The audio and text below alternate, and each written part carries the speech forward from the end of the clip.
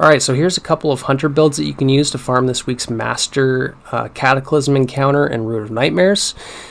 This is on average a 5-minute run, so you will get an adept weapon and a piece of high stat discipline armor roughly every 5 minutes, along with cores, prisms, and ascendant shards. So it is a very good farm, especially if you're looking for those god rolls on those Root of Nightmare weapons, or if you're just looking for adept variants to replace your non-adept crafted variants, or whatever. Yeah, just generally speaking, it is a great farm. The challenge is to only kill the Tormentor if you have the Field of Light buff. So as long as Sweeping Terror is up, you know, if the timer's up and you have the buff, usually the runner will tell you when to come and get it, and they'll give it to you. Then you're good to kill the Tormentor.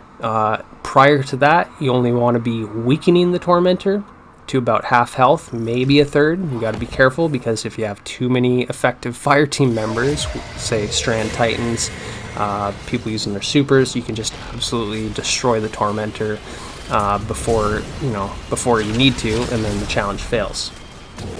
So you got to be careful with that. You also want to try and keep the Tormentors away from the pods on the right side, because that is where you will be getting the Field of Light buff from the runner. And if you go there prematurely, the Tormentor might follow you there and knock everybody off the map, or disrupt the nodes, and then your run is pretty much screwed at this point. You've got anti-barrier Colossus Cabal champions. They're all over the place, so you're going to need something to take care of barriers. I've got pretty much constant uptime on Radiant, so I'm not fussed about having a sidearm or an anti-barrier weapon. I'm just going to rely on being Radiant, my knife throw, Ember of Empyrean, and then who needs to be Radiant or have an anti-barrier weapon when you could just Blade Barrage 2 champions with 1 super and take them both out from full health without any debuff or anything. So that's kind of the goal here with Shards of Galanor. That's the exotic I'm using for this build on Gunslinger. I was originally using Celestial Nighthawk, and it was doing way too much damage. And then oftentimes when you pop your Celestial Nighthawk, if somebody kills the target you were planning on killing with your Goldie, then you're just kind of left, having a wasted super. At least with Blade Barrage, you can cast it instantly, and you can be extremely liberal about casting it. Just if you have your super available, use it, because you're going to get half of it back on cast, right? As long as you hit a target with your knives from your Blade Barrage, you'll get half your super back, and then knife kills after that will give you a lot of super energy, kind of like having intrinsic heavy-handed on your head, on your helmet, the mod. Well, Shards of Galanor has that built in, and it's probably way more effective than the mod, because a lot of the combat mods got nerfed and they don't give you nearly as much ability regen as they used to. But Shards of Galanor is nuts. Like, I'm getting my super like every minute. I think I cast my super 5-6 times in 5-6 minutes. I mean, that's like it turns your Blade Barrage into like a grenade. It's just it's nuts. So I just found Shards of Galanor to be actually way more suitable for ad clear for taking care of multiple priority targets like barriers, because well, you can't leave the barriers up. Obviously, they're gonna melt your runner. Your runner doesn't have time to focus on ads, and if your ad clear people aren't either, then the barriers are basically going to eliminate the fire team, which is gonna then you're gonna have to start over. I'm using a Blinding GL here, Lingering Dread with auto-loading, disorienting, and chill clip. Mainly because on Gunslinger, I don't have a ton of great movement. It's not like being on Strand Hunter or Arc Hunter. So, because I can't get out of situations super fast, I could just blind the enemies, and that gives me a bit of reprieve, and then I can just take them all out with Sunshot. If I don't have my super, and there's a key target, like a barrier or the Tormentor, well, then I'm using Briar's Contempt. Yeah, and so with the artifact mod and everything like that, yeah, it's super easy to maintain Radiant, take care of the champions, not a big deal at all. But yeah, the build was a lot of fun. I'm using, as far as restoration goes, I do have a healing grenade, but you can see I don't actually use it all that often, and I often have restoration. The reason for that is because I'm using Ember of Searing and Mercy, so Scorch kills produce fire sprites, and fire sprites give me restoration. So it's kind of nice because it allows me to just kind of mindlessly go around and have restoration up without, you know, having to plan out throwing a healing grenade and then getting solar kills to keep Empyrean going. Like, just pick up those fire sprites and keep slaying out, and you'll generally have restoration. You'll know if you don't. Then you can throw your healing grenade. So for the Threadrunner build here, again, I'm using Harmonic Resonance to my advantage. The more Brood of Nightmares weapons you use at a time, the greater the benefit, right? So that you do more. Just because I have Rufus's Fury and Caraxes here, my Caraxes is doing more damage to the Tormentor. And possibly more damage in general, but you also get more reload speed and some other benefits. So I'm using double Harmonic Resonance weapons, and I'm using Ariana's Vow to pop the barriers. And I can proc Radiant too from the seasonal artifact, right? Multiple rapid solar precision hits give you Radiant.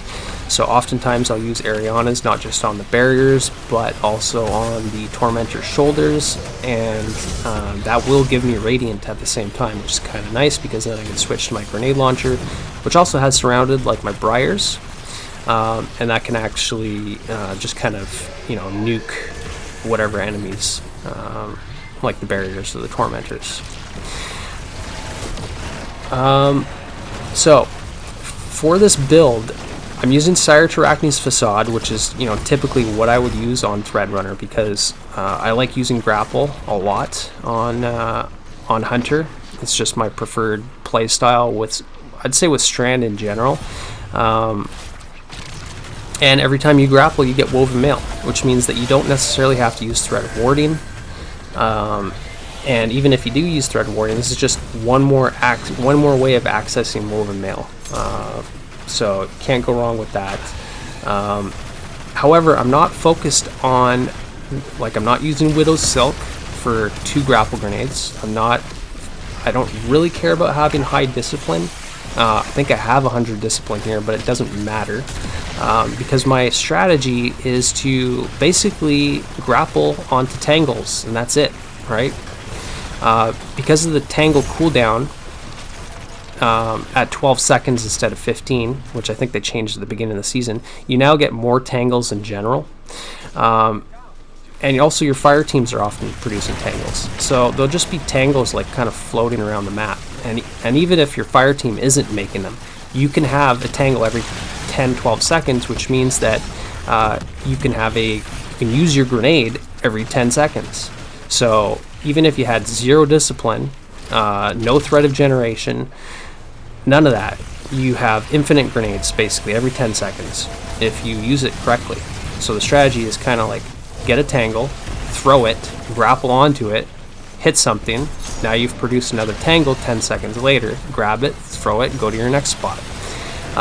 So I'm using both of the aspects that are kind of like minion aspects, right? I've got Whirling Maelstrom and Threaded Spectre.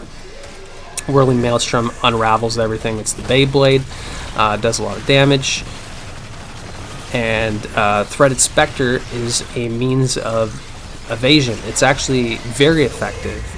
If you get surrounded by enemies, you can dodge to get out of there, and as soon as you dodge, the enemies are going to look at your decoy instead of you, and you're going to be able to get out of there relatively unharmed. You know, it's not quite as good as, you know, just popping invisibility on Night Stalker, but it's more effective than I thought. And so yeah, so this is kind of what I'm gonna use most of the time if I'm using Threadrunner for ad clear encounters. I'm just gonna use them both. Not only that, but when the decoy breaks, threadlings pop out of it. So, and with Horde Shuttle and Unraveling Orbs this season, you're just producing threadlings all over the place, so you might as well use Thread of Evolution, Thread of Continuity to extend the time on Unravel. So basically the build is focused on threadling damage and unraveling uptime, and other than that, basically just use your tangles to your advantage as free grapple points, right?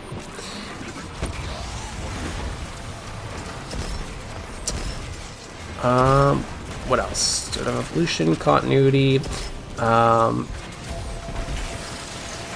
Yeah, and if I wasn't using Horde Shuttle and Unraveling Orbs in like another season, it'd probably be Propagation and Hatchling to get the same effect. But because we don't have to use Propagation and Hatchling, or I should say like Hatchling type fragments, so you can either use Hatchling on your weapons, or you can use like Thread of Rebirth or Thread of Finality, so that Strand weapon kills produce threadlings, or finishers produce threadlings. You don't need to use those fragments because, like I said, the Season Artifact just does it for you. So it gives you the freedom to use 2 other fragments. So, like, for example, I'm using Thread of Ascent and Thread of Generation. But, you know, those are personal preference. You don't have to use Thread of Ascent. Thread of Ascent is nice for gunplay because you can kind of grapple onto, you know, every time you grapple, you're going to get better weapon stats and airborne effectiveness. So pretty good for that. But yeah, so that's pretty much the farm. Like I said, adept weapons every 5 minutes, high stat discipline armor. Hope you enjoyed. See you in the next one.